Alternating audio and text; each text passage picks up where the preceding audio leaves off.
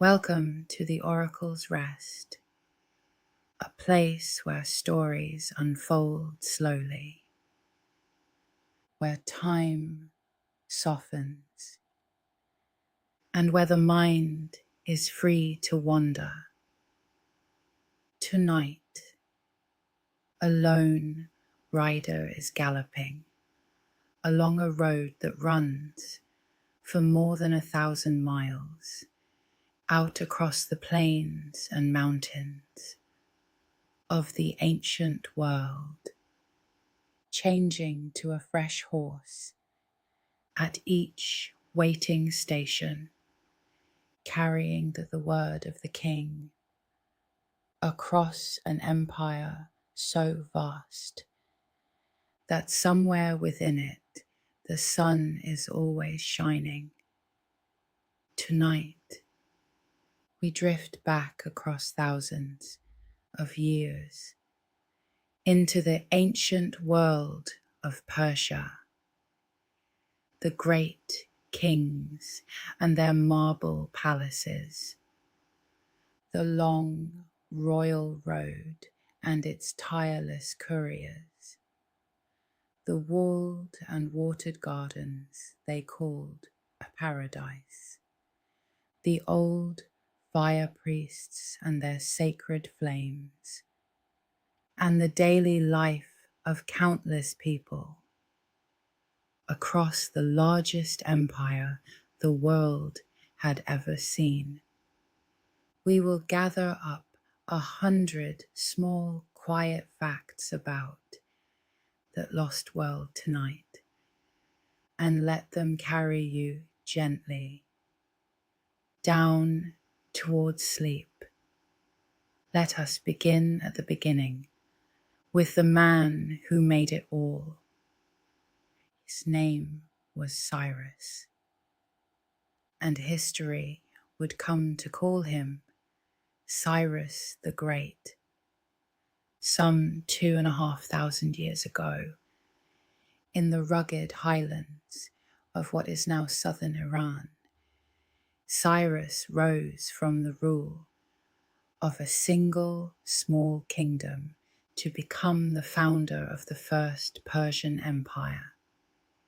He was, at the start, a king of the Persians, a people living under the shadow of a larger neighbor, the Medes, and in one of the great turns of ancient history, Cyrus overthrew the Median king and united the Persians and the Medes together under his own rule, and from that union the empire was born. Cyrus did not stop there. He turned west and came against the fabulously wealthy kingdom of Lydia, ruled by a king whose riches were so famous that his name became a byword for wealth, a king said to be the first to mint true coins of gold and silver. Cyrus defeated him, and the gold of Lydia flowed into Persian hands. Then he turned toward the greatest city of the age, ancient Babylon, with its mighty walls and its ziggurats rising above the plain. And Babylon too fell to him, opening its gates, so that Cyrus became master of Mesopotamia and heir to all the old glory of the lands between the rivers. And here is one of the most remarkable things about Cyrus. The thing that set him apart from so many conquerors before him. He ruled with a light and tolerant hand. When he took Babylon, he did not raze it, or enslave its people, or forbid their gods.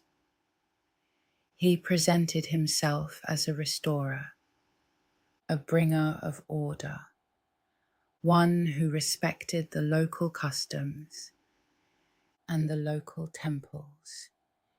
He left behind a small clay cylinder covered in cuneiform writing, on which he proclaimed that he had freed the people, restored their temples, and let the displaced return to their homes. That little baked clay cylinder still survives today, and it is often spoken of as one of the earliest declarations of its kind, a very old statement of a ruler's duty to be merciful. Among those Cyrus allowed to go home were the people of Judah, who had been carried away into exile in Babylon years before. Cyrus permitted them to return to their homeland and to rebuild their temple in Jerusalem. And for this, he is remembered warmly in the Hebrew scriptures, where he is praised as a deliverer, the only foreign king in all those pages to be spoken of in such shining terms.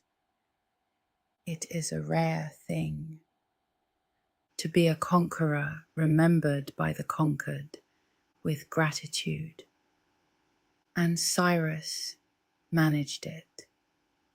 When Cyrus died, he was laid to rest in a tomb of pale stone at Pasargadae, the first of the Persian royal cities, out on the high plain.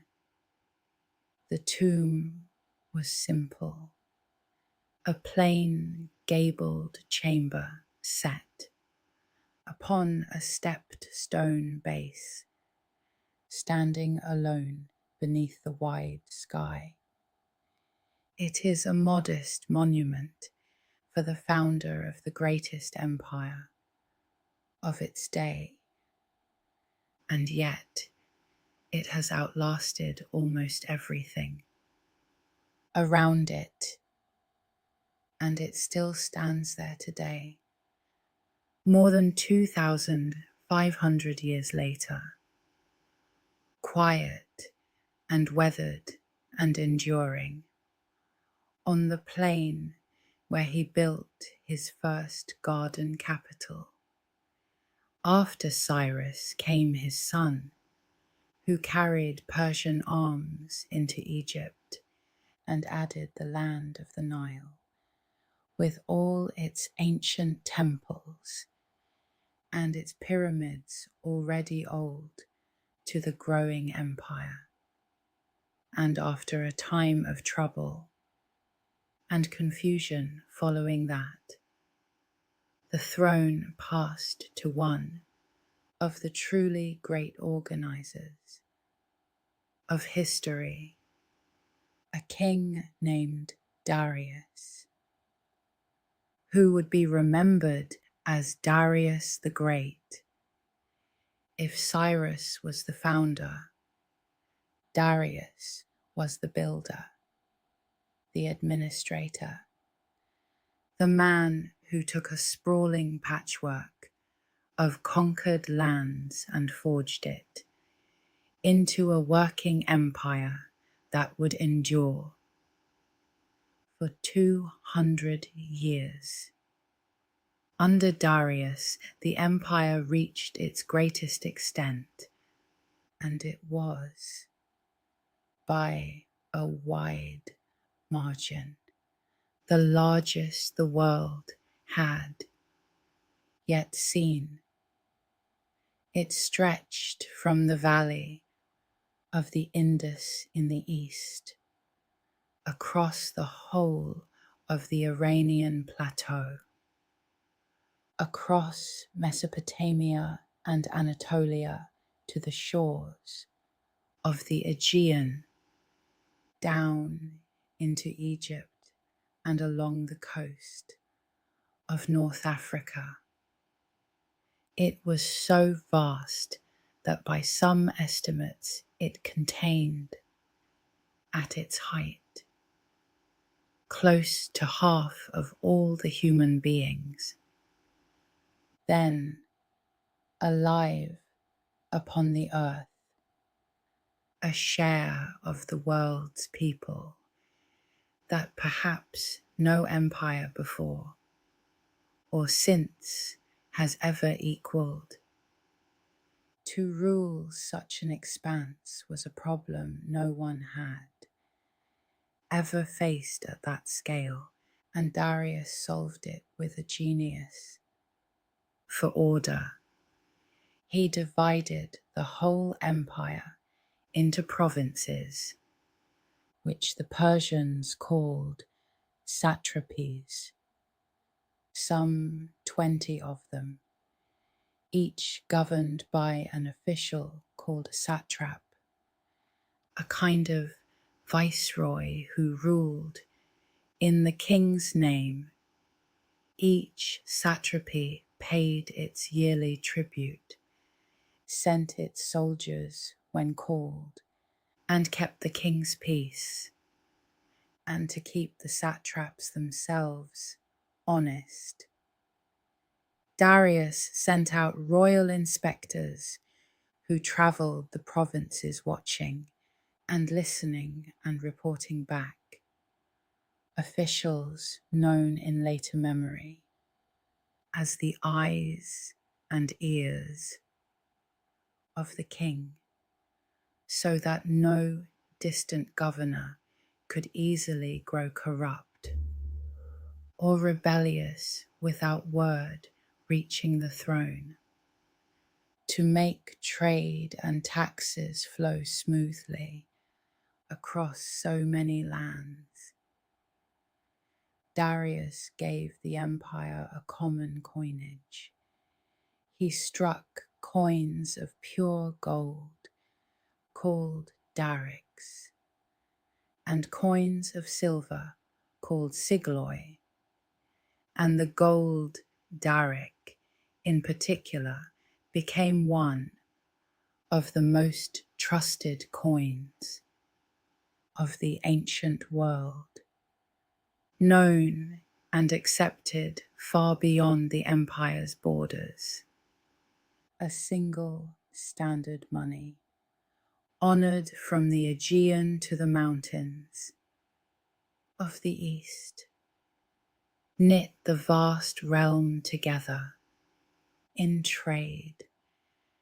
But of all Darius's works of order, the most famous was the road he built or rebuilt and joined together, a great highway that ran from the city of Sardis near the Western Sea all the way to Susa, one of the empire's capitals, deep in the heart of the realm, a distance of more than 1,500 miles. This was the royal road, and along its whole length stood waystations at regular intervals, more than 100 of them, each with fresh horses and lodging and supplies.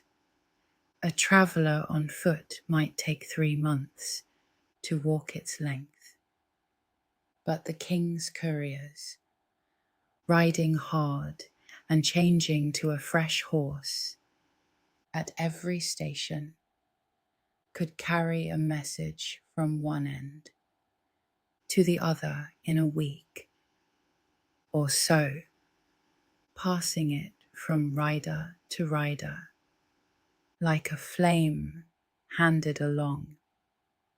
Of these royal couriers, a Greek historian wrote a line that has echoed down the ages.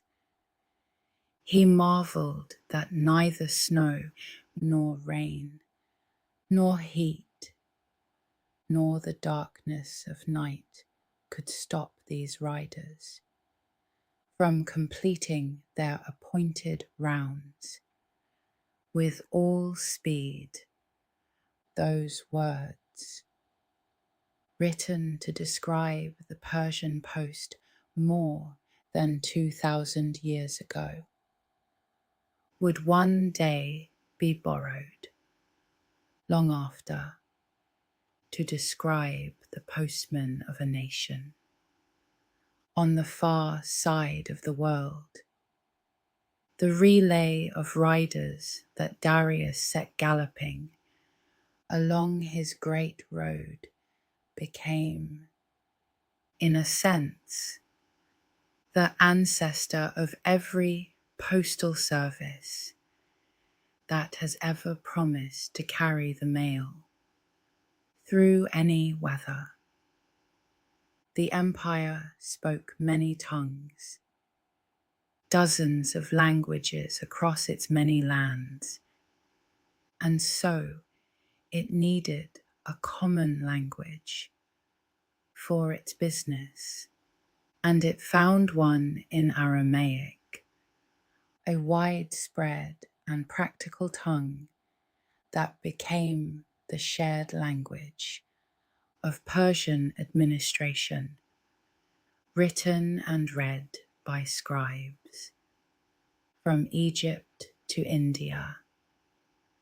And the Persians recorded their own royal proclamations in their own script as well, a form of cuneiform, wedge-shaped marks pressed into stone and clay, used to carve the words of the kings into the living rock of the mountains. The greatest of these carved inscriptions Darius set high on a cliff face at a place called Behistun, along an old road, far above the heads of any passer-by. There he had his story cut into the rock in 3 different languages at once, telling how he came to the throne with a great relief carving of the king above the text, and long, long afterward, this triple inscription would become the key that unlocked the whole lost world of cuneiform writing for modern scholars. For by comparing the 3 versions, they were at last able to decipher scripts that had been silent and unreadable for thousands of years. Darius, carving his boasts into a cliff, had unknowingly left behind a kind of dictionary for the future. There were old stories told about how these great kings came to their thrones, half history and half legend, and they are worth the telling. Of Cyrus it was said that his grandfather, the Median king, dreamed a dream that his infant grandson would one day take his throne, and in fear ordered the baby killed. But the servant charged with the deed could not do it, and gave the child instead to a herdsman to raise in secret in the hills.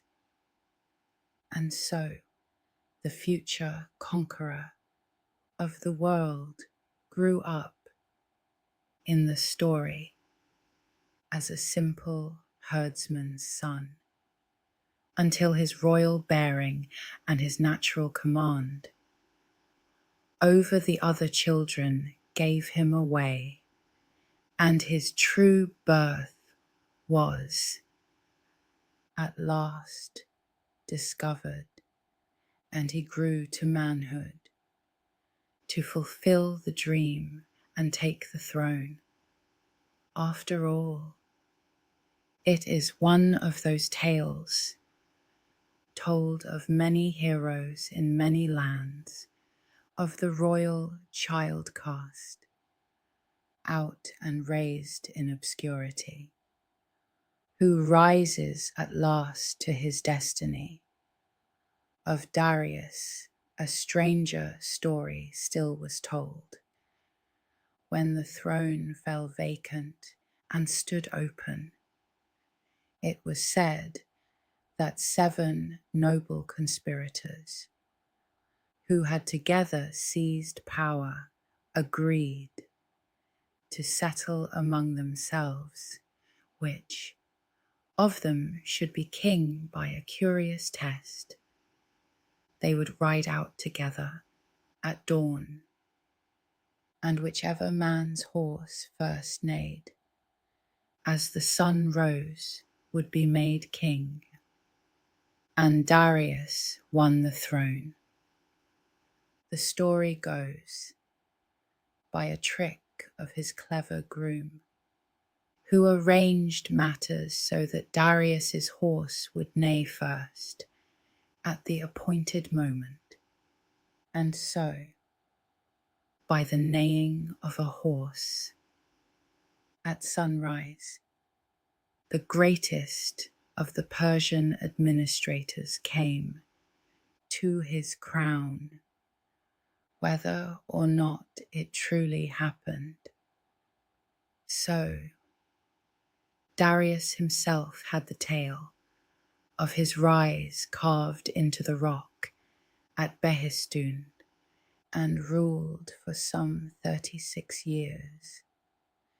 Darius was a tireless builder of works that bound distant places together. Far away in Egypt, he completed a great canal, begun by the pharaohs long before, that linked the river Nile to the Red Sea, so that ships could pass from the Mediterranean world through to the eastern waters, a distant ancestor, in a sense, of the Suez Canal that would one day cross the same ground. He set up stone monuments along its banks, proclaiming the work, boasting that ships had sailed from Egypt to Persia by way of his canal, just as he had commanded. And Darius was curious about the far reaches of his empire, and sent an explorer to sail down the great river Indus in the east and follow the coast all the way around to Egypt, charting the sea routes of his vast domain. One of the earliest recorded voyages of exploration in all of history, he gave the empire to a set of standard weights and measures, so that a measure of grain or a weight of silver would mean the same thing, from one end of the realm to the other. Another quiet thread of order drawn through the enormous patchwork of lands. Another way of making the many into one. Now let us walk into the most magnificent of all the Persian cities, the one whose ruins still take the breath away, the great ceremonial capital the Greeks called Persepolis.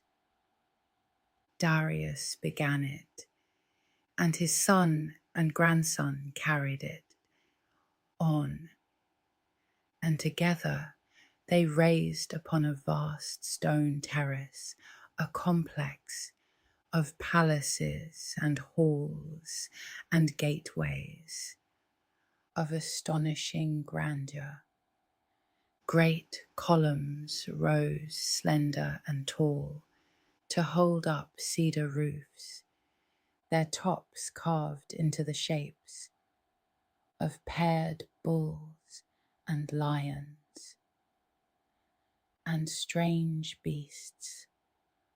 Broad ceremonial staircases climbed the terrace, shallow enough that riders could ascend them on horseback, and a grand gateway welcomed visitors, a portal known as the Gate of all nations, guarded by enormous carved bulls with human, bearded faces. The heart of Persepolis was a great audience hall, a vast forest of columns, where the king received the peoples of his empire. And along the sides of the staircases leading up to it, the Persian carvers cut one of the most wonderful images in all of ancient art, a long procession of delegations from every corner of the empire, each people in its own dress, each bringing its own gifts to the king. There they still are, carved in the stone, more than 20 different peoples in a patient line, bringing gold and cloth and vessels, leading horses and camels and even a lion, offering the finest things of their distant homelands. It is a portrait, frozen in stone, of an entire multicultural world gathered peacefully before its king to read the carved procession is to see the whole known world of that age gathered in one place. Here come the Medes in their rounded caps, close kin to the Persians themselves. Here the Elamites leading a lioness and her cubs, and the Babylonians with fine cloth and a humped bull, and the Lydians of the Golden West, and the Ionian Greeks of the coast bearing bowls and folded cloth. Here the Bactrians and the Sogdians from the far northeast leading camels, and the Indians from beyond the great river with their gold, and the Arabians with their dromedary, and the Ethiopians bringing ivory and a giraffe, and the Scythian horsemen of the northern steppes with their tall pointed caps and folded trousers, bringing horses and rings and cloaks, more than 20 peoples in all, from the edges of the earth, as it was then known, each in its own dress, and bearing the treasures of its own land, all filing peacefully up the same great stair toward the same king.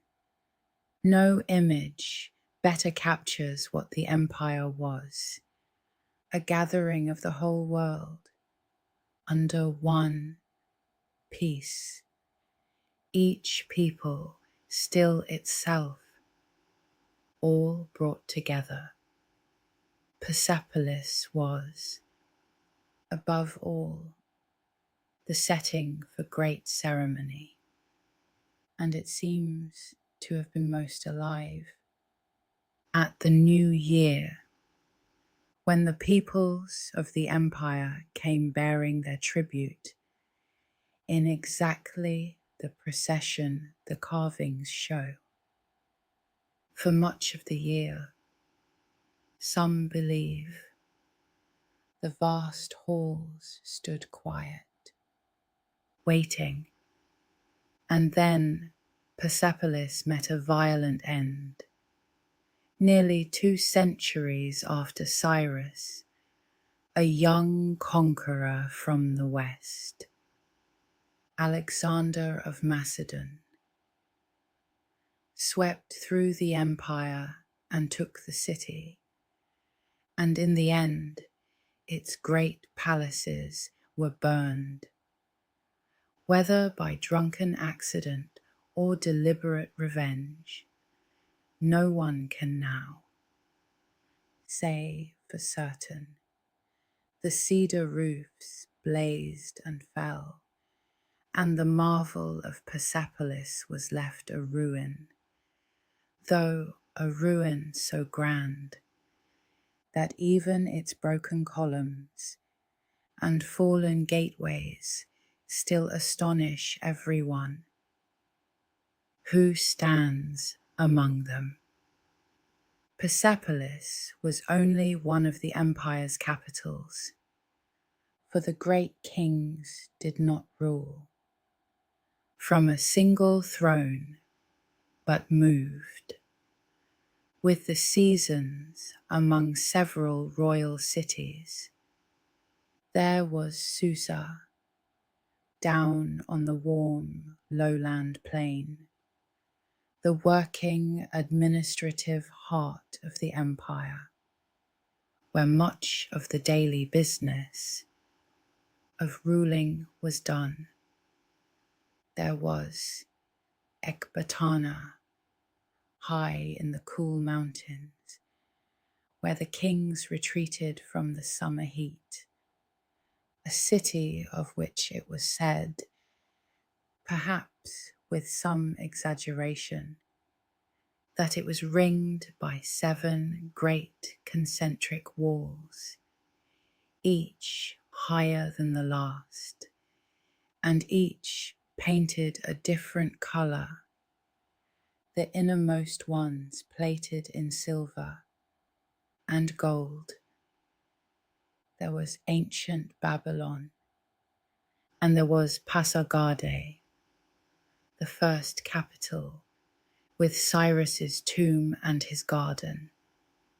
And so the court travelled from city to city through the year, following the mild weather, ruling the world from the saddle and the road as much as from any fixed throne. At Susa, Darius built himself a magnificent palace, and he left an inscription describing how it was made. That is one of the loveliest documents of the ancient world, for it tells how the whole empire contributed to the building. The cedar timber came from the mountains of Lebanon, the inscription says, and other fine wood from distant lands. The gold came from Lydia and from Bactria, the precious blue stone and the red from Sogdiana, the turquoise from Khwarezm, the silver and ebony from Egypt, the ivory from Ethiopia and India, the stone columns from a village in Persia itself, craftsmen from many nations, stonecutters and goldsmiths and woodworkers came together to raise it. The palace at Susa was, in a sense, built out of the entire world, every land sending its finest material and its finest workers, so that the whole empire was gathered into a single beautiful building. The walls of that palace at Susa were adorned with one of the most beautiful crafts of the age. Great friezes made not of carved stone, but of moulded and glazed brick, brilliantly coloured, that ran along the walls in shining bands.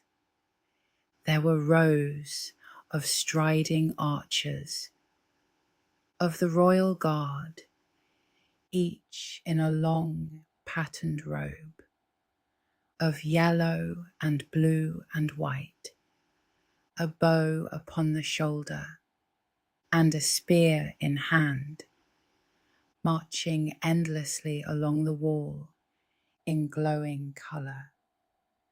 There were lions and winged bulls and fabulous horned beasts, all in the same lustrous glazed brick, so that the palace glittered with colour in the sunlight, its walls alive with guardsmen and lions that would never fade. Fragments of these shining brick pictures survive today, their colours still bright after 2,500 years, and they let us glimpse how dazzling these palaces must once have been. Not the bare, pale stone of the ruins, but a blaze of colour and gold. The life of the great king was one of enormous ceremony and luxury. It was said that he ate at a table that fed thousands, that vast quantities of food were prepared each day at the royal court to feed the household and the guards and the many who depended on the king.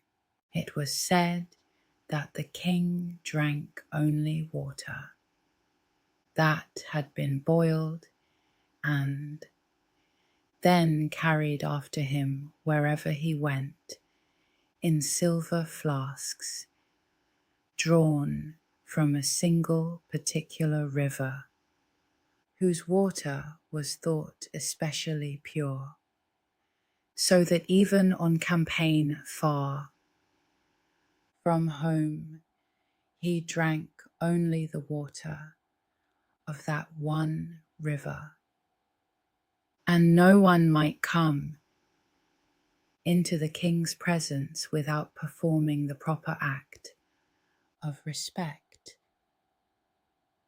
a deep bow or a prostration, a gesture the Greeks found shocking in its humility, but which, to the Persians, was simply the fitting way to approach the majesty of the throne. For all their love of luxury, the Persians held to certain stern and admirable principles. They reverenced the purity of rivers so deeply that they would not wash in a river, nor spit into one, nor do anything to defile the running water. They held, as we have heard, that the telling of the truth was the highest virtue, and they thought lying the most disgraceful thing a person could do. And next, after lying, it was said they most despised being in debt, and this for a curious reason, for they held that a man in debt is sooner or later forced to tell lies to his creditors, so that debt was hateful chiefly because it was the parent of falsehood. To be truthful, to owe nothing, and to keep the rivers clean. These were among the quiet principles by which they tried to live. Let us think about how such an empire was defended, for at its heart stood one of the most famous military units of the ancient world. The Persian kings kept a corps of 10,000 elite soldiers, the finest of their infantry, splendidly equipped and always ready.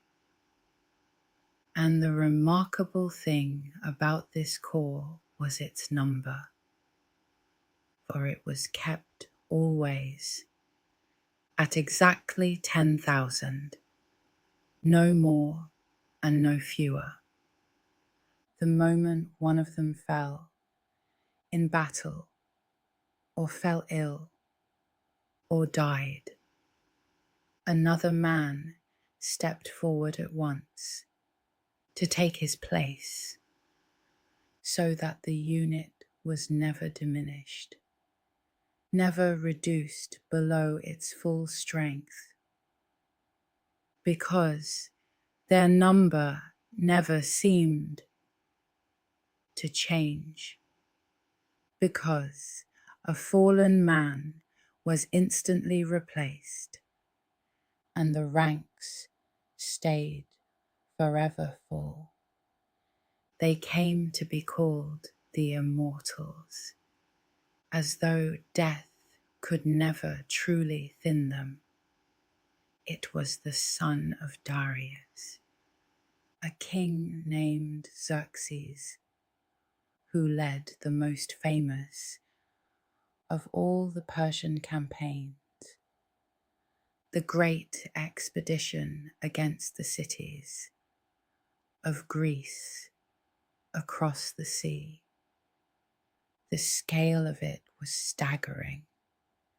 An army drawn from every nation of the empire gathered together and marched westward, and a great fleet to sail along beside it, to carry his host across the narrow strait.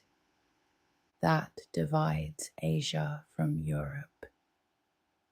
Xerxes had his engineers lash hundreds of ships together side by side and lay a roadway across their decks, building a bridge of boats across the water so that the whole army could march over dry shod from one continent to the other, and where a rocky headland had wrecked an earlier Persian fleet.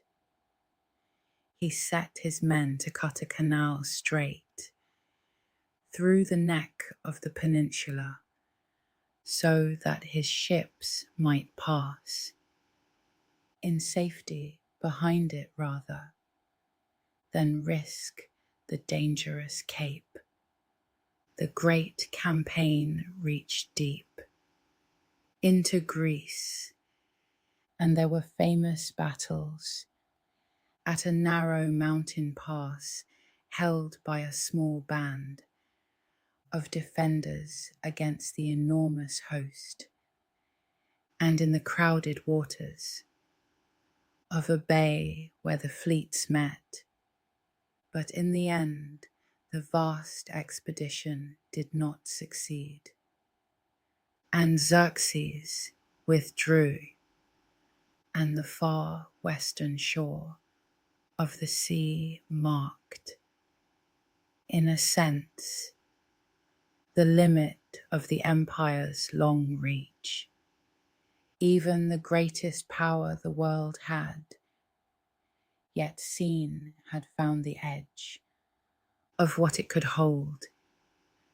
And there is something quietly instructive in that, in the discovery that even an empire spanning half the world has its bounds, its far shore beyond which the tide of its power would not flow. But an empire is not held together by soldiers alone, and the Persians were, in truth, more famous in their own time for their works of peace, and above all for their mastery of water. The Persian heartland is a dry land, a place of deserts and high plateaus, where rain is scarce and precious, and the Persians became the great engineers of water in the ancient world. Their most brilliant invention was a thing called the qanat, an underground channel that carried water for miles beneath the desert. They would find water in the hills, at the foot of the mountains, and then dig a gently sloping tunnel, sometimes for many miles, to carry that water down to their fields and villages, running it underground the whole way, so that the fierce desert sun could not steal it away by evaporation. Along the surface above each tunnel ran a line of vertical shafts, dug to bring up the earth and let in air, so that from above a qanat looked like a long dotted line of little craters marching across the desert toward the town. These underground rivers, dug entirely by hand, some of them thousands of years old, allowed towns and gardens to flourish in places that should by rights have been bare desert, and many of them are still carrying water in Iran to this very day. After 2,500 years, it is one of the quiet marvels of the ancient world, this patient tunneling of water through the dark beneath the sand, and it made the dry land bloom. And bloom it did, for the Persians loved gardens above almost all things. And here we come to a word you know, without knowing its origin. The Persian kings and nobles built themselves great walled gardens, enclosed and watered and green, cool retreats full of trees and flowers and running channels of water and the songs of birds, oases of shade and beauty against the harsh, dry land outside. The old Persian word for such a walled garden was peyridaisa, meaning simply an enclosure walled all around. And that word travelled from Persian into Greek and onward, through the ages, softening as it went, until it became our own word, paradise. When we speak of paradise, of the garden of the blessed, we are speaking, without knowing it, in ancient Persian, and picturing a Persian walled garden, green and watered and cool. These gardens were often laid out in a particular and beautiful pattern, divided into 4 equal parts by 4 channels of flowing water that met at a pool or a pavilion. In the center, a 4-fold garden, orderly and serene, that would influence garden design across half the world for thousands of years to come. Cyrus himself is said to have laid out just such a garden at his first capital, planting the trees in careful rows, and the design of the 4-fold watered garden spread from Persia far and wide, echoing eventually in the great gardens of many later empires. The Persians grew roses in these gardens, and fruit trees, and cypress and plane trees for shade, and they filled the larger royal parks with game, deer and wild boar and birds, so that the parks were places both of beauty and of the royal hunt. The hunt was a favourite pastime of the kings and nobles, both a pleasure and a training for war, and to ride down a boar or bring down a lion. Within the great walled park was a proof of a nobleman's courage and skill. The kings had themselves shown in the hunt on their carvings and their seals, drawing the bow from a chariot or facing a rearing lion, so that the image of the king, as a mighty hunter, master of the beasts of his own paradise, became one of the great emblems of Persian kingship, standing beside the image of the king enthroned in majesty among his people.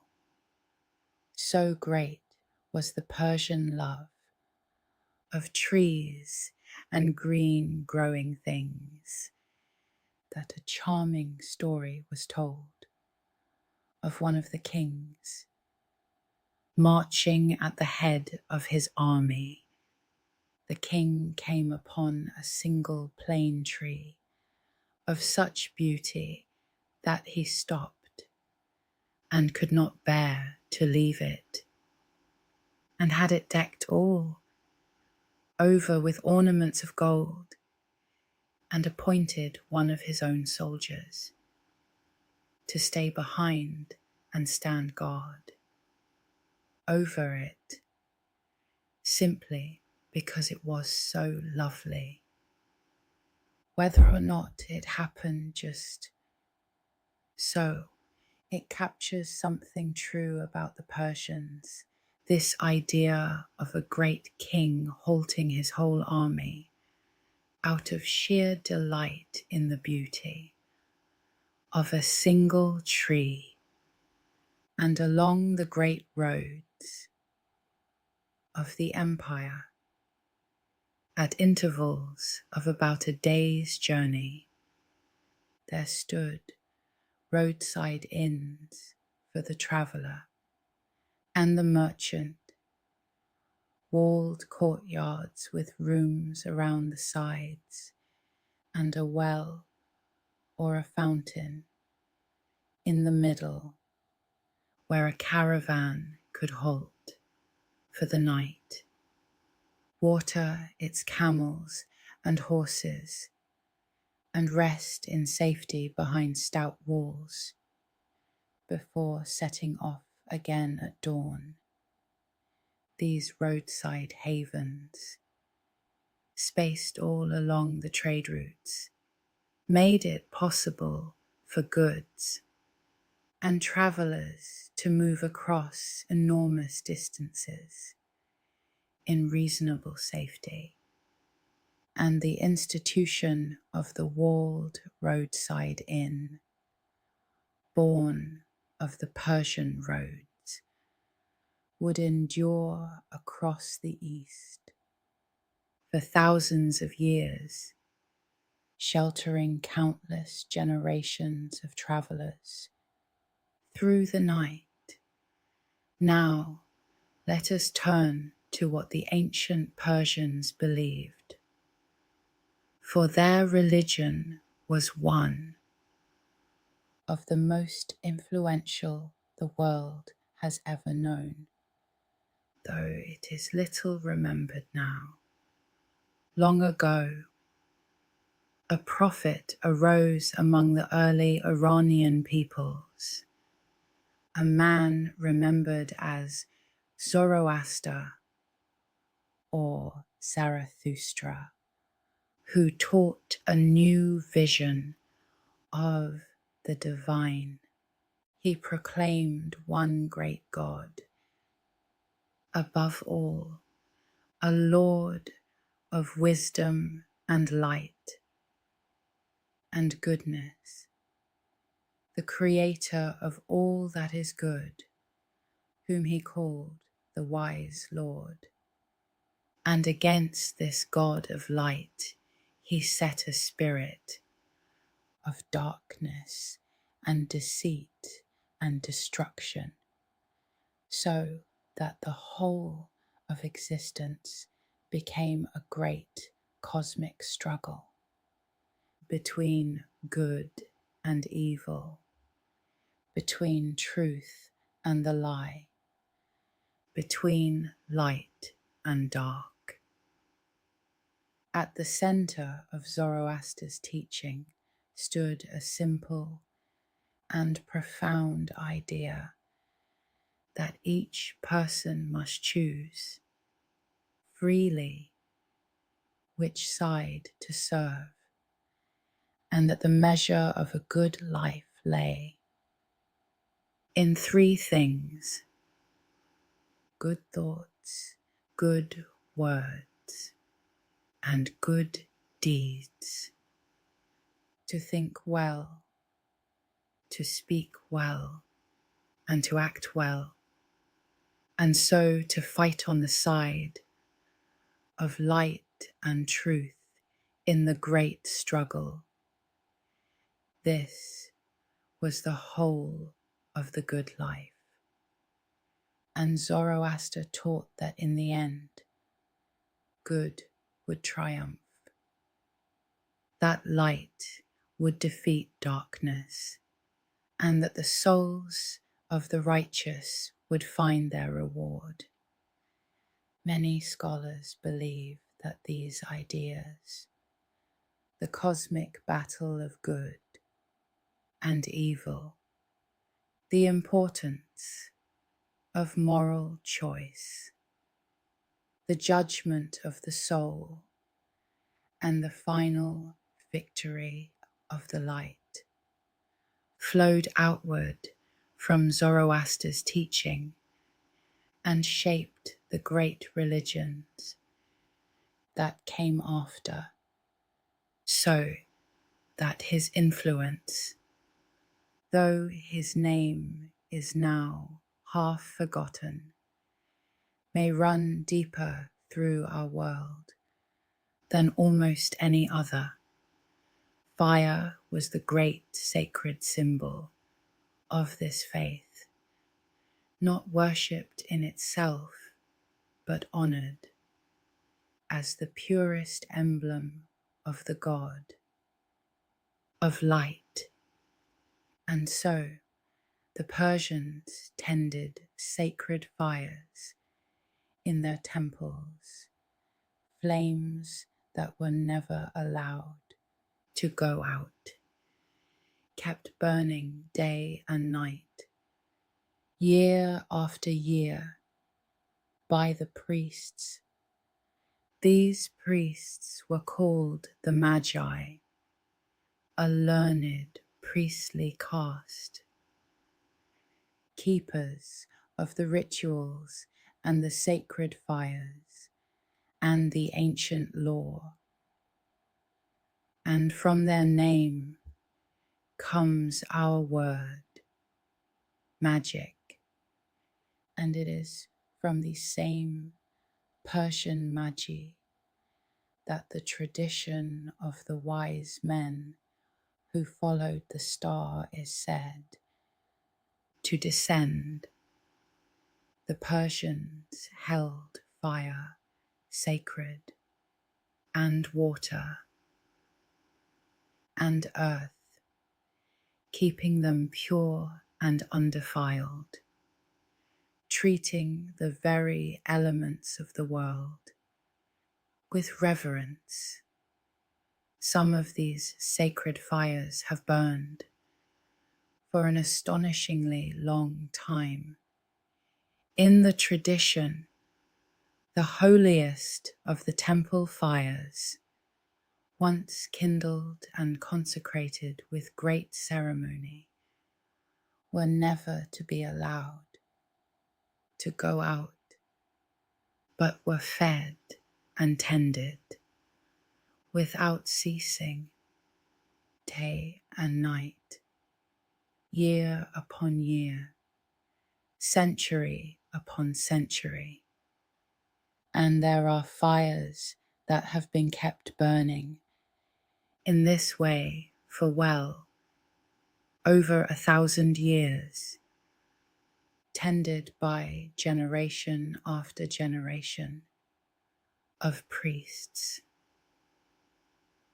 A single continuous flame passed down like a living inheritance across all that vast reach of time, still burning quietly today in the very same way as it burned when the ancient empire yet stood.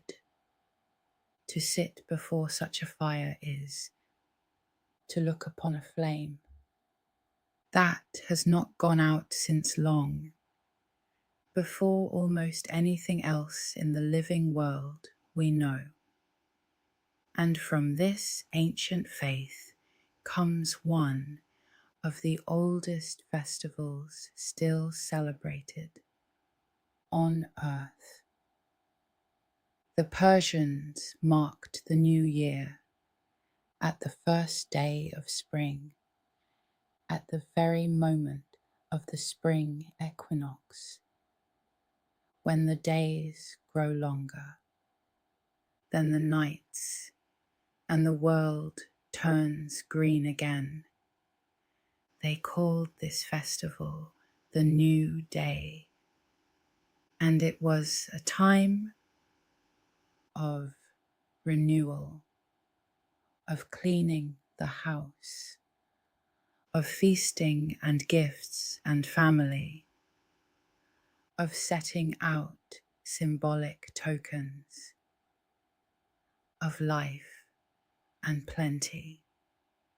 This spring festival has been celebrated for thousands of years without a break, and it is still celebrated today, every spring, by many millions of people. One of the longest continuously observed holidays in all of human history, a thread of joy running unbroken from the ancient world down into our own.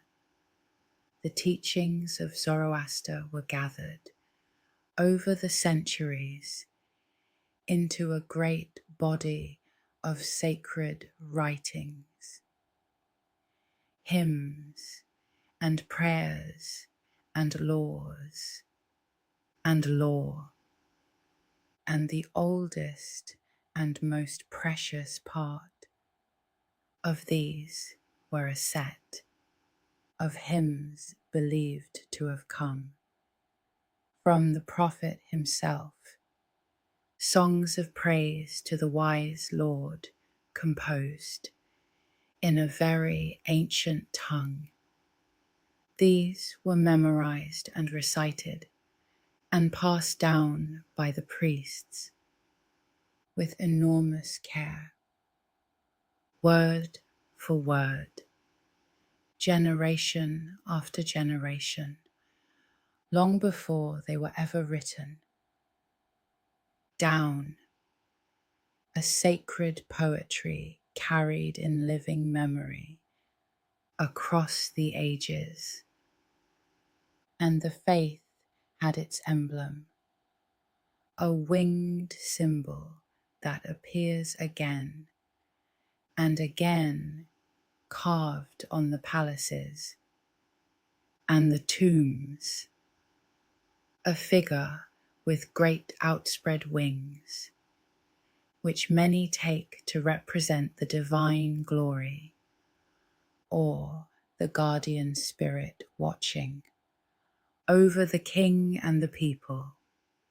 The Persians of this faith held certain creatures in special honor, and none more than the dog. The dog was esteemed as a good and faithful animal, a guardian and a companion, a creature aligned with the side of light and order, and to care well for dogs was counted a virtue, while to harm or neglect one was a serious wrong. There is something warm in this, in an ancient people who wove kindness to dogs into the very fabric of their religion. And there was another Persian divinity whose name would travel far, a god of light and covenant, and the keeping of one's word, a bright spirit associated with the sun, and with sacred oaths, and with the loyalty between people. In later centuries, a mystery religion bearing his name, and something of his image spread westward across the Roman world, carried especially among the soldiers of the Roman armies who gathered to worship in underground temples. However much or little the Roman cult truly owed to the old Persian god, his name had travelled from the Iranian plateau to the far edges of Europe, one more quiet gift of Persia to the wider world. At the heart of the whole Persian vision lay a great and hopeful idea that the long struggle between the light and the dark was not endless, that it moved toward a resolution, and that in the fullness of time the good would win. The world would be made new and whole and perfect, cleansed of all evil and suffering, and the light would reign forever. This idea of a final renewal of the world, a time to come when all would be set right, was among the most influential Zoroaster ever taught, and its echo can be heard. Many believe in the hopes of the great religions that followed after. Let us now think about the daily life and the customs of these people. For a Greek historian who wrote about them left us many small and charming details. He tells us that the Persians were exceedingly fond of good food, and especially of dessert, and that they thought the Greeks strange for stopping their meals while still hungry, when there were so many good things still to be brought out. He tells us that they honoured their birthdays above all other days, and celebrated them with especially lavish feasts, the rich serving up whole roasted oxen and camels, the poor serving up the smaller beasts, all of it followed by course after course of sweets. The same historian tells us of a delightful Persian custom in the making of important decisions. When the Persians had some weighty matter to decide, he says, they would debate it twice.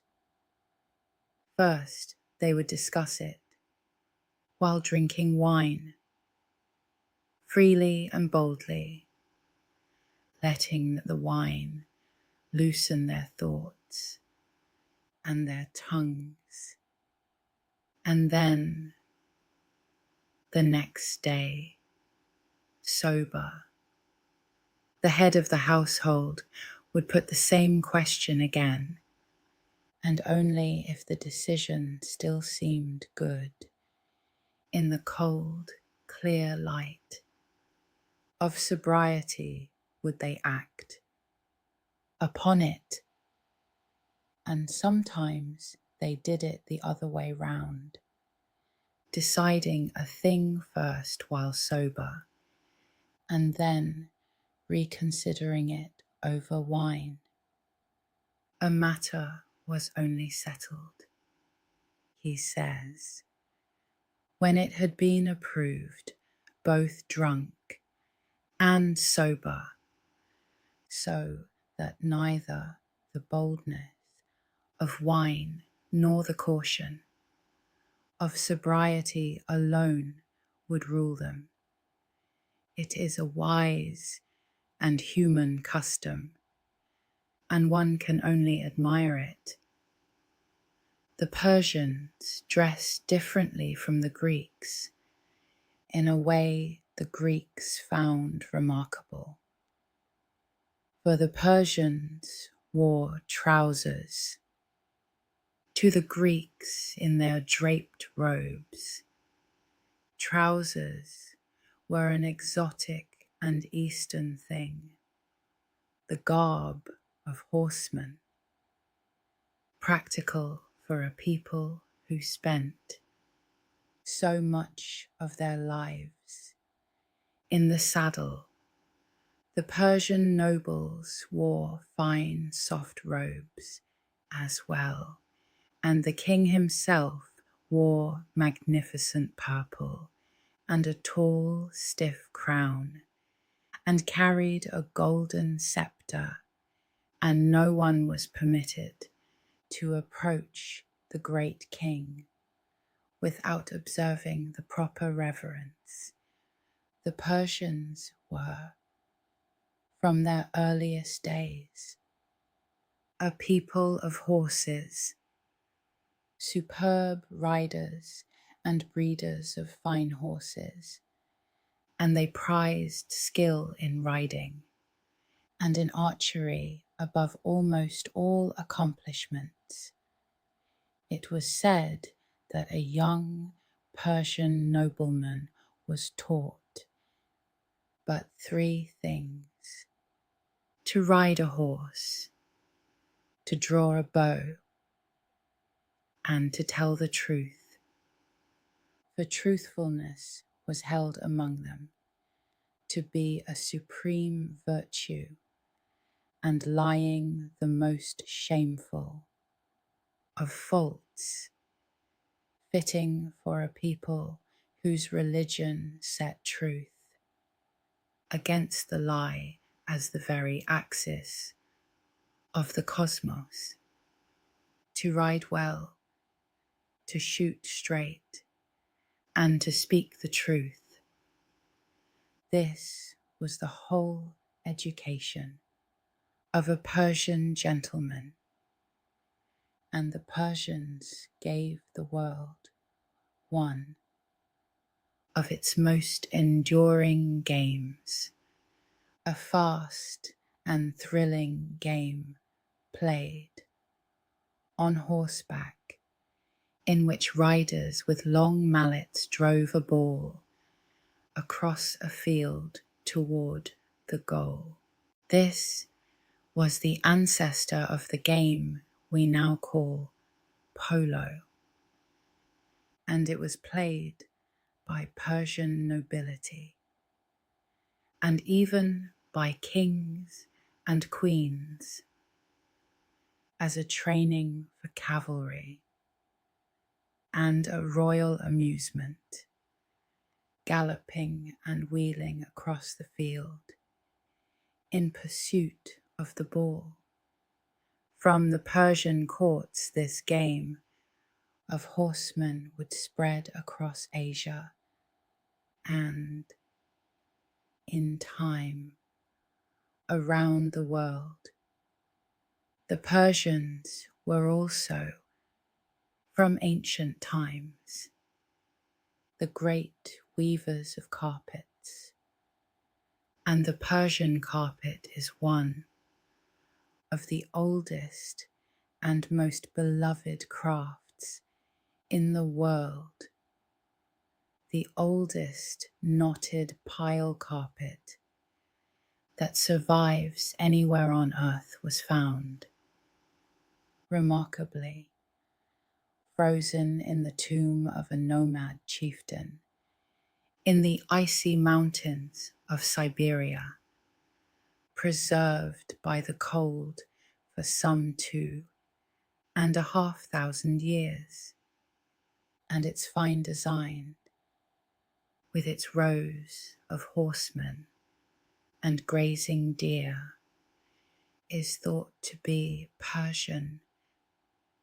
in style, a hint of how ancient and how skilled the Persian art of the carpet already was.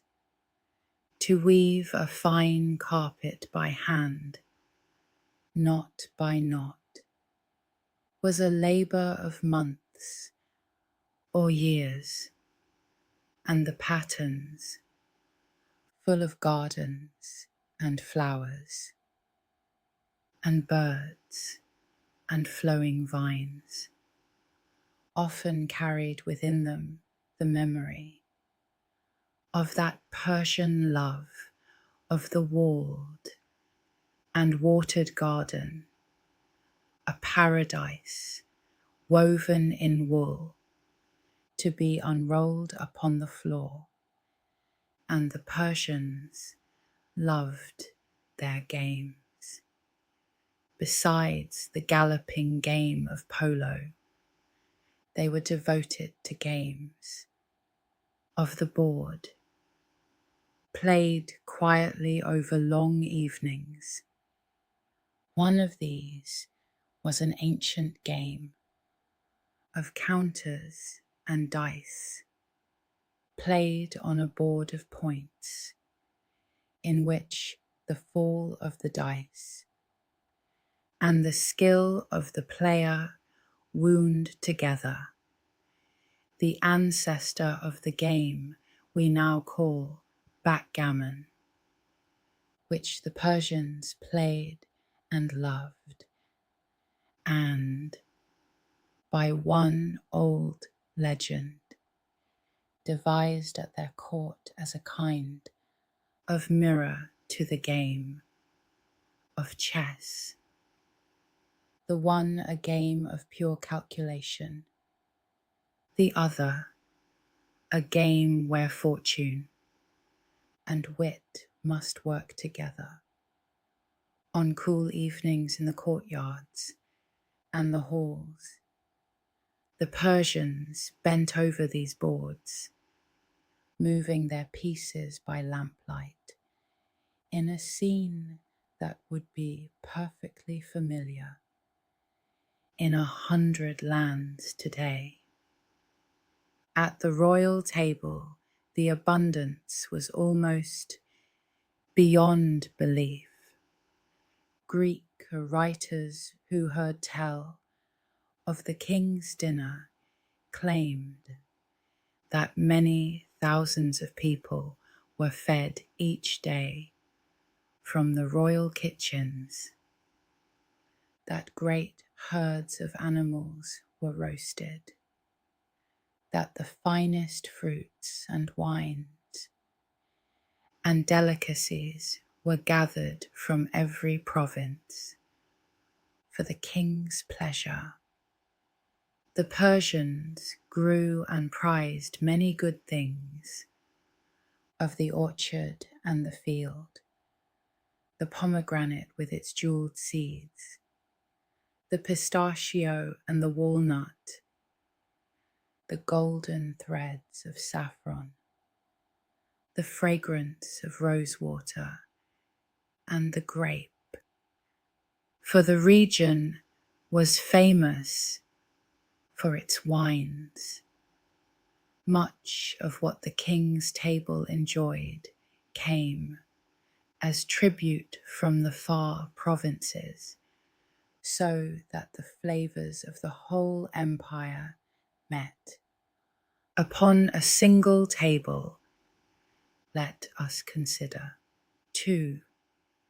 The ordinary working people of the empire, for we know a surprising amount about them thanks to thousands of small clay tablets found at Persepolis, administrative records of the workers who labored there. These tablets show us that the great palaces were built and served not only by the grand and the noble, but by armies of ordinary workers, and that these workers were paid in rations of grain and wine, and beer and meat, carefully recorded by the scribes. And among these records is a detail that speaks warmly across the centuries. The workforce included many women working alongside the men, and they too received their rations. And a woman who had just given birth received extra rations for a time, a larger allowance of food and drink after having a child, with the very largest given to the mothers of newborn sons, but generous portions to the mothers of daughters as well. Across 2,500 years, we can still read in the clay the record of the empire looking after its new mothers. Women of the Persian nobility, and even beyond, could hold considerable power and property of their own. The tablets and other records show royal women who owned great estates, who employed large workforces, who managed their own business affairs and travelled with their own retinues. Persian queens and princesses could be figures of real influence and wealth, holding lands and directing their own households and workers, a degree of independence that was far from universal in the ancient world. One queen in particular is remembered, a daughter of Cyrus the Great himself, who became the wife of Darius and the mother of Xerxes, a woman of such standing at the heart of the royal family that she linked 3 of the greatest kings and was long remembered as a figure of real weight and wisdom at the court. Now let us think of some of the ingenious things the Persians made to live comfortably in their hot, dry land, for they were clever with more than water. In a place of blazing summers, they found ways to keep cool and even to make ice. They built tall towers over their houses, open to the wind, hollow shafts that caught even the faintest breeze high, up and funneled it down into the rooms below, drawing the hot air out and the cool air in, a kind of natural air conditioning made of nothing but clever architecture and the movement of the wind These wind-catching towers rose over the desert towns, quietly cooling the houses beneath them through the fiercest heat of summer. And more wonderful still, the Persians learned to store ice through the summer in the middle of the desert. They built great domed structures of thick mud brick, tall conical towers over deep pits, insulated so well that they could keep ice frozen for months. In winter, they would bring in ice from the mountains or make it in shallow pools on cold, clear nights and pack it deep into these ice houses. And there, shaded and insulated beneath the thick dome and down in the cool pit, the ice would keep even as the desert baked above, so that the people could have cool drinks and chilled treats in the height of summer. Some believe this ancient love of chilled sweet things gave the world some of its earliest frozen desserts, cold and sweet and flavored, with rose water and fruit, made from mountain snow and desert ice. And speaking of the things the Persians gave the world, our very language is full of quiet gifts from Persia, words we use every day without knowing their origin. We have already met paradise from the Persian walled garden, but there are many more. When we speak of a bazaar, a market, we use a Persian word. When we speak of a caravan of travelers crossing the desert, that too is Persian. The soft cloth we call shawl, the loose garment we call pajamas, the color khaki, the lilac and the jasmine, and the tulip in the garden, the lemon and the orange, and the spinach on the table, the very word for a checkmate. In chess, all of these came to us by long and winding roads from the Persian tongue, and there are more. The sweetness we call sugar, and the sweets we call candy, both carry Persian words within them.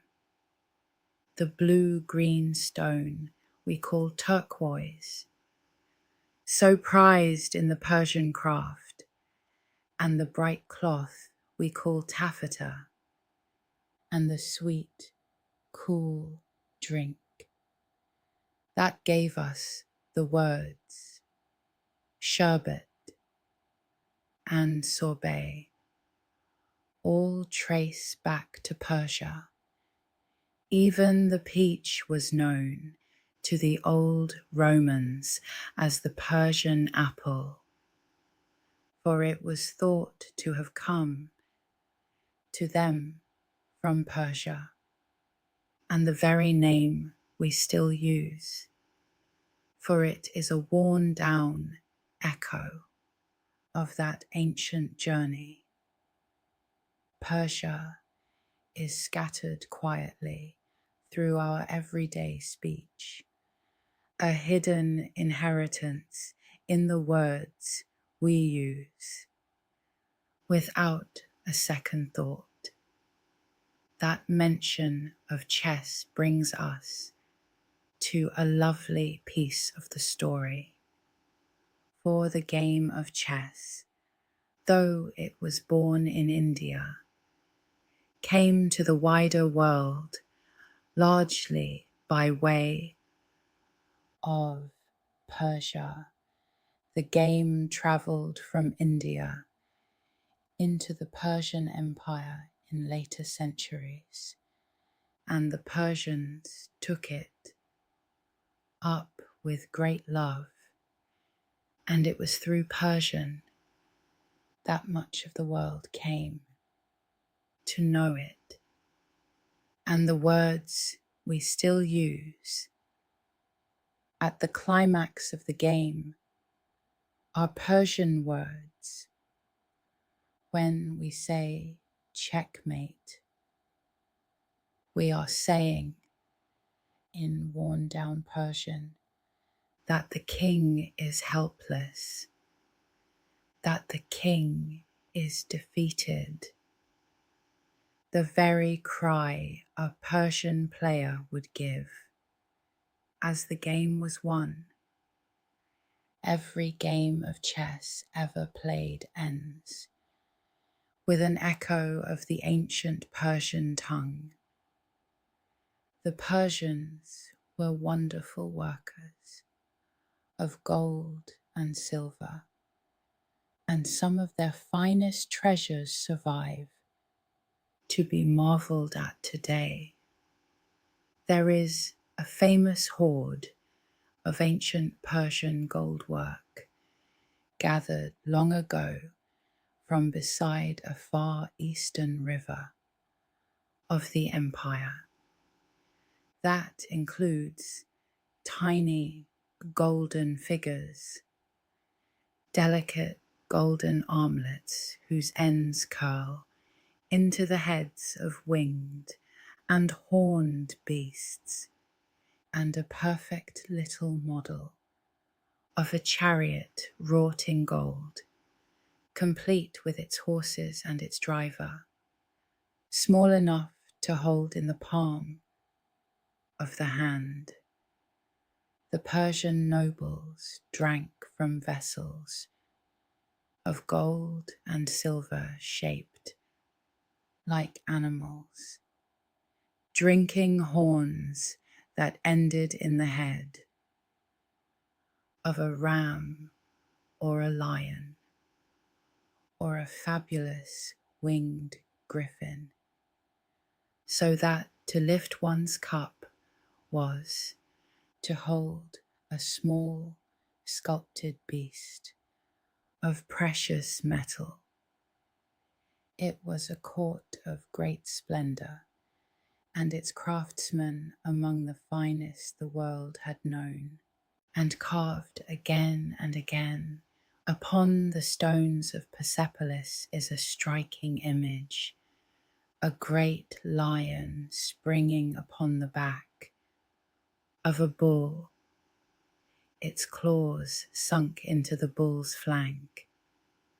No one is quite certain what it meant, though some have thought it a sign of the turning of the season, of the spring overcoming the winter, carved to mark the New Year festival, for which the great terrace was built.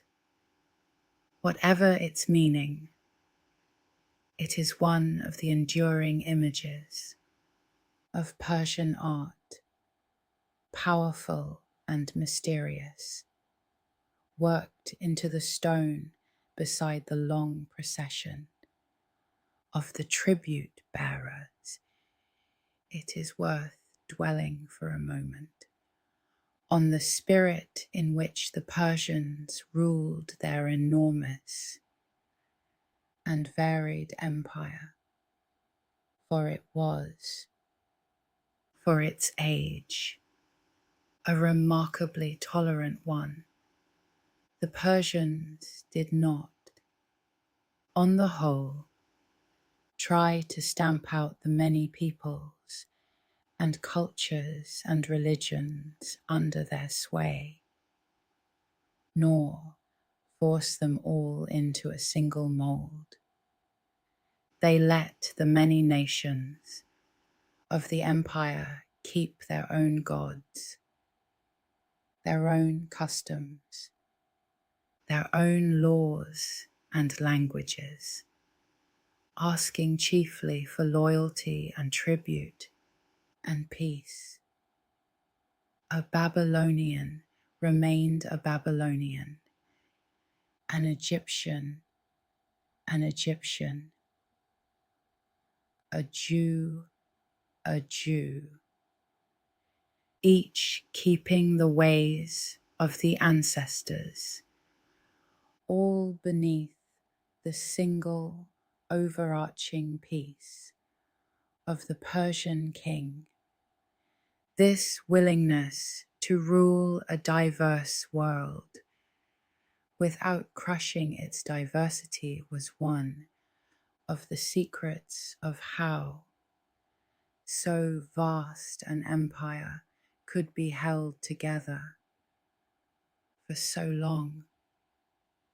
And it stands as one of the more admirable achievements of the ancient art of government. The Persians loved music too, and kept musicians at their courts through all the ages of their power. In the later empire, there was a court musician whose fame outlived him by many centuries, a legendary master of the lute and of song who was said to have composed a great treasury of melodies, a different mode for every day and a different tune for many occasions, playing before the king in the great halls. Persian music, with its subtle modes and its long unfolding melodies, was among the refined pleasures of the court, drifting through the columned halls in the lamp-lit evenings while the nobles bent over their game boards and the wine went round. Let us pause now and picture the sweep of that vanished world at its height under the great kings. Picture the roads busy with couriers and caravans, the tribute flowing in from 20 lands toward the capitals.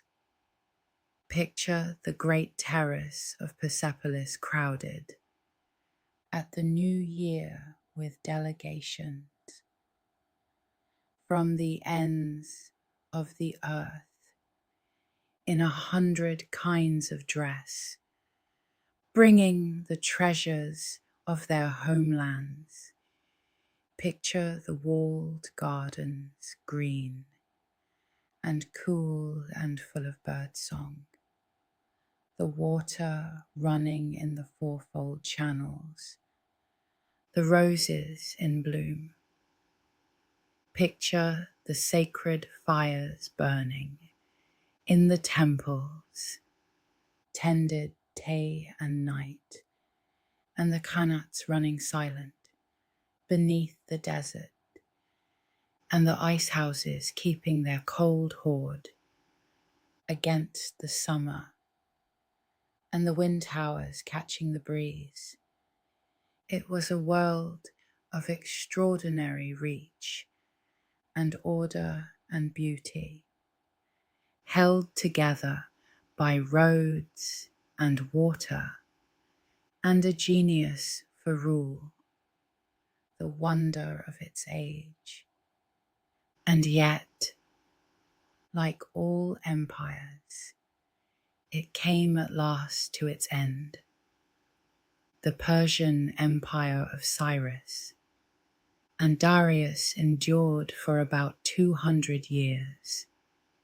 A very long life for an empire, before it fell to the armies of Alexander, who conquered it all in a few short years, and then died young, leaving his own conquests to be divided among his generals.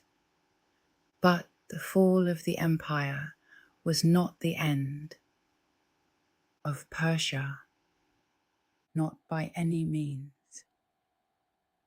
The Persian land and the Persian people and the Persian spirit endured through the centuries that followed, through new rulers and new faiths, and in time Persia rose again.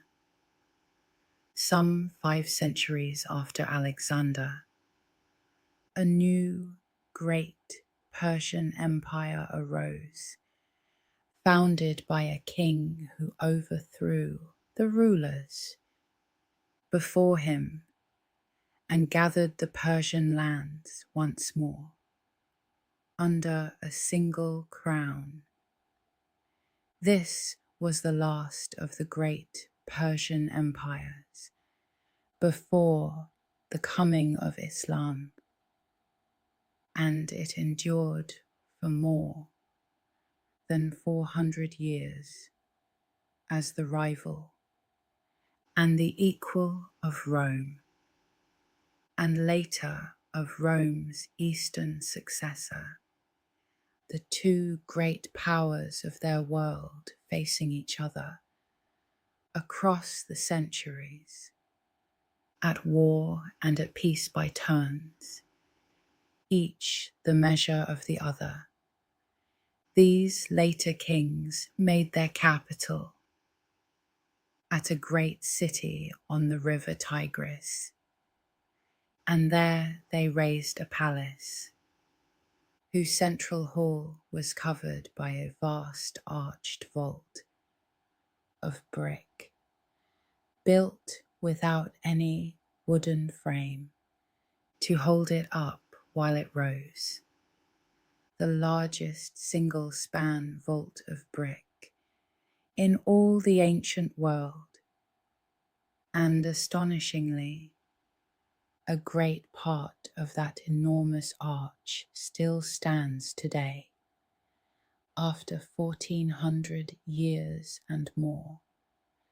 A single soaring span of ancient brick rising sheer and alone above the plain, one of the wonders of Persian building. Under these kings, Persian art and craft and learning flourished as never before. They founded a famous academy in the south of the empire, a great gathering place of scholars that became one of the chief centers of learning in the whole world, with a renowned house of healing attached to it, where the medical knowledge of the Greeks and the Indians and the Persians was brought together, studied and taught, so that physicians came from far away to learn there. The kings gathered books and knowledge from every direction and had the wisdom of many lands translated into the Persian tongue. It was to the court of one of the greatest of these later kings, a ruler remembered ever after as the just, that the game of chess is said to have first come, sent as a puzzle from a king of India and the Persian sages. So the story goes, studied the strange board and its pieces, until they had understood the whole game.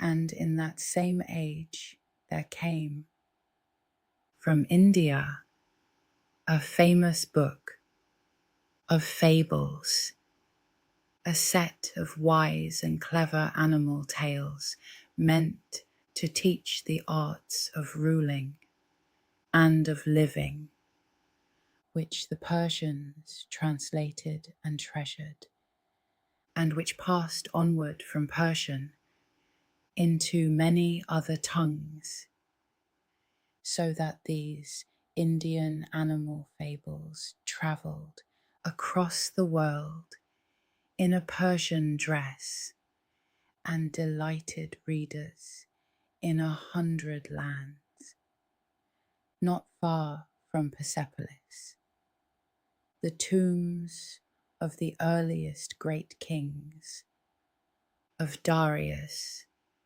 and those who came after him, were cut high into the face of a cliff, deep chambers hewn into the living rock, behind great carved facades, standing side by side above the plain, and beneath these ancient tombs, these later kings carved their own triumphs into the same cliff, so that the two great ages of Persia, separated by 700 years, look out together from the one rock face, the old kings resting above, and the later kings riding in glory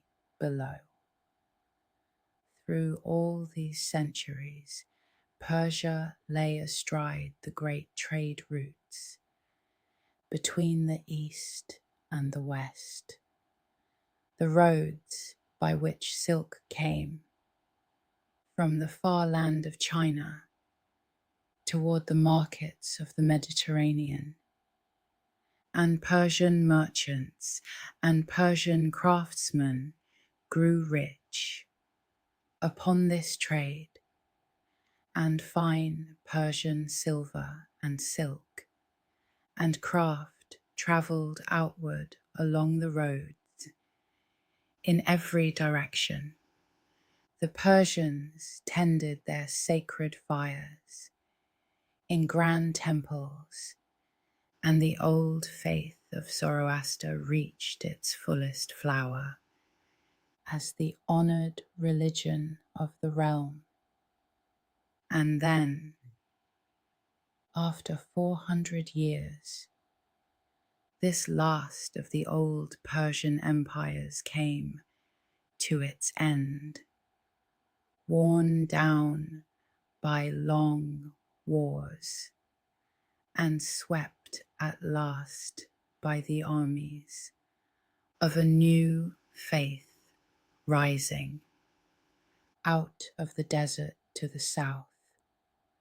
The final king of the ancient line was driven from his throne and pursued to the eastern edges of his realm, where he died, and with him the long line of the old Persian kings, stretching all the way back to Cyrus more than 1,000 years before, came at last to its close.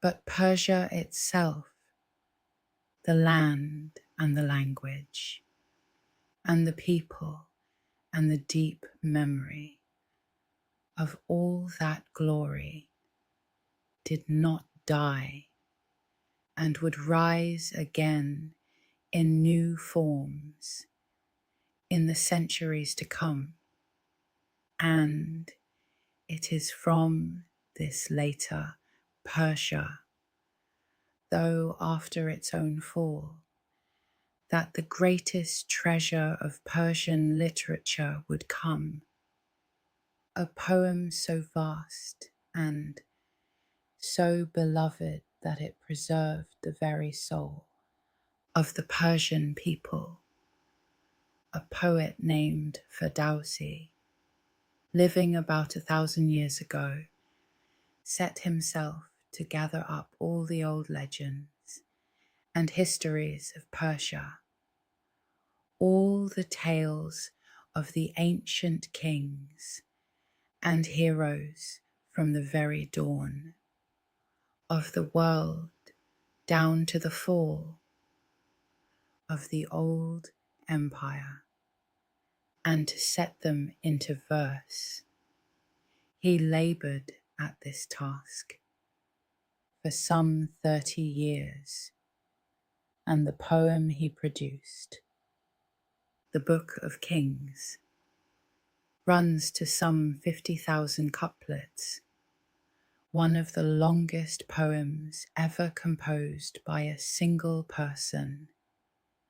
Ferdowsi's Book of Kings is the great national epic of Persia, and through it the old stories were saved and carried down the centuries. In its verses live the legendary kings of old Persia and the mighty heroes of the age of myth. There is the tale of the first kings who brought the arts of civilization to humankind, the making of fire, the working of metal, the weaving of cloth. There is the terrible tyrant upon whose shoulders grew two serpents, and the brave blacksmith who raised his leather apron as a banner of rebellion and led the people to overthrow him. And above all, there is the greatest of the Persian heroes, a warrior of enormous strength and courage, and his faithful and mighty horse, who together perform deeds of legend. Across the poem, the most famous and the most heartbreaking of all the tales in the book of Kings is the story of that great hero and his son. The hero, in his wanderings, fathers a son he never knows, and the boy grows up as mighty as his father. And years later, the two meet as strangers on opposite sides of a battle, neither knowing the other, and they fight. And in the end, the father deals his own unknown son a mortal blow, and learns only as the young man is dying that he has killed his own child. It is one of the great tragic stories of world literature, told in Persia 1,000 years ago, and still able to bring tears. A father and a son destroyed by not knowing one another. And there is the tender tale of the hero's own father, a boy born with white hair and cast out upon a mountain, who was found and raised by a great and wise and benevolent bird, a marvelous creature of the mountains, who sheltered the abandoned child and gave him back to the world, a hero. The poem tells, near its beginning, of a great early king of the golden age, a king under whom, the poem says, humankind first learned so many of the arts of life, the weaving of fine cloth, the making of weapons and tools, the working of jewels, the building of baths and ships, so that for a long and shining span the world knew no want, and no death and no sorrow under his rule. But this king grew proud in his long glory, and came at last to think himself a god, and in his pride he lost the divine favour that had blessed him, and his golden age crumbled, and out of the ruin rose the terrible serpent-shouldered tyrant, and the world fell into a long darkness, until the blacksmith raised his apron, and the people rose and cast the tyrant down.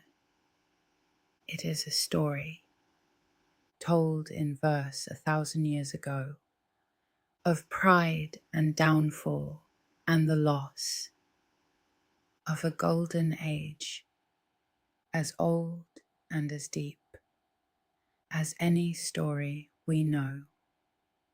The poem holds, too, the tale of a prince, of surpassing goodness and innocence, a young man, so pure, of heart that when he was falsely accused of a terrible crime, he proved his innocence by riding unharmed straight through a towering wall of fire, the flames parting around him and leaving him untouched. So plain was his innocence to heaven, and yet this good prince met in the end a cruel and undeserved death through the treachery of others. And it was said that where his innocent blood was spilled upon the ground, a green plant sprang up, so that even the earth remembered and mourned him. His is one of the great stories of innocence betrayed, tender and sorrowful, beloved and wept over for 1,000 years. And the poem is full of the deeds of its greatest hero, who in his long life performed labours beyond the strength of any ordinary man. On one great quest to rescue his king, he passed through 7 fearful trials, one after another, facing a lion and a dragon, and a sorceress, and the burning waste, overcoming each in turn by strength and courage and the help of his wise and faithful horse, and watching over this hero and his family was that marvelous and benevolent bird of the mountains, the great Simurgh, wise beyond all creatures, a healer and a helper, who had raised the hero's father as a child and who had given the family, at their parting, a feather to burn in their hour of greatest need, promising that whenever they cast the feather into the fire, she would come to their aid, sweeping down from the peaks on her enormous wings. And there is, in the poem, a tender love story too, of a warrior who fell in love with a princess of a hostile land and was cast for it into a deep, dark pit, and was rescued at last by the great hero, and won his love in the end. A tale of love crossing the borders of warring peoples. Through Ferdowsi's great poem, the ancient world of Persia was kept alive in the memory and the heart of the people, its kings and heroes and its tragedies and wonders preserved in verse and recited and loved down through 1,000 years, so that the glory of the old Persia was never truly lost, but lived on, transformed into song. Ferdowsi knew what he had done.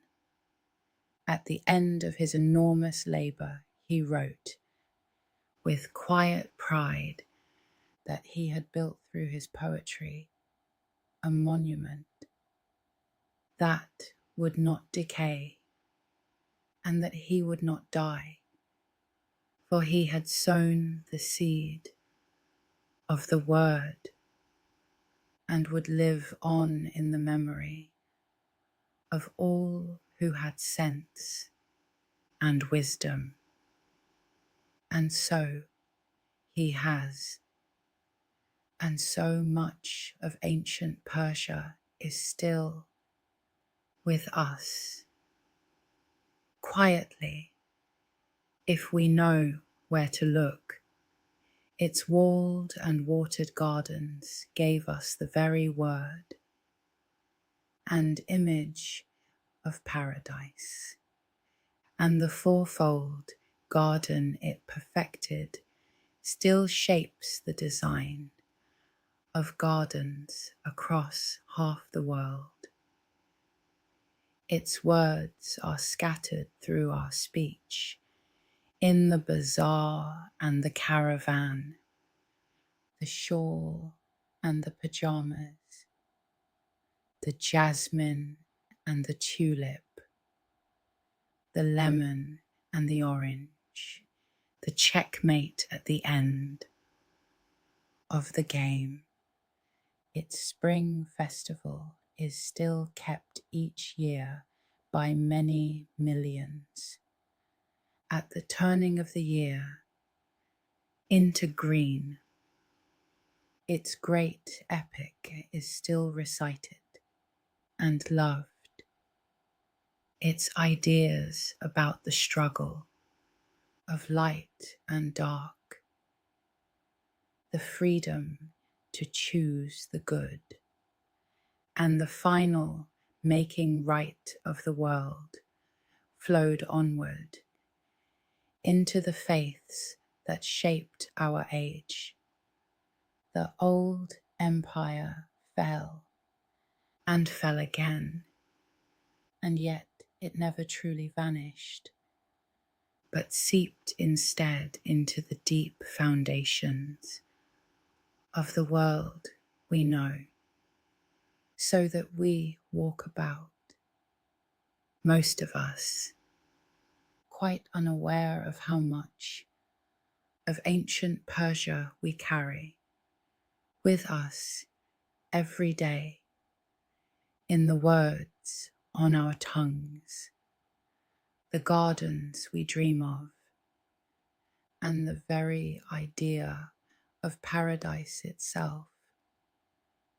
Let us come back now at the end to that lone rider on the great road where we began, and let the old empire settle softly into the dark.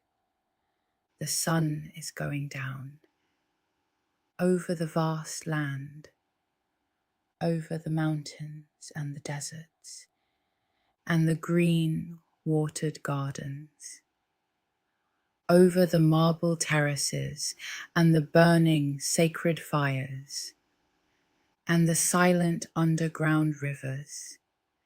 The courier reins in at last, at a waystation as the light fails, and hands his message to the next rider, who mounts a fresh horse and gallops on into the dusk. And across the whole immense empire the day is ending. The gardens grow dim and cool, the water still running softly in the channels. The sacred fires glow brighter against the coming dark. The great halls of Persepolis fall quiet. The wind towers catch the cooling evening breeze. Rest now, and let the mind drift back across the thousands of years, out over that ancient land, as the darkness gathers, down the long road where the last courier rides, into the dusk, through the walled gardens where the roses close and the water runs on, in the dark, past the sacred fires burning low, in the quiet temples.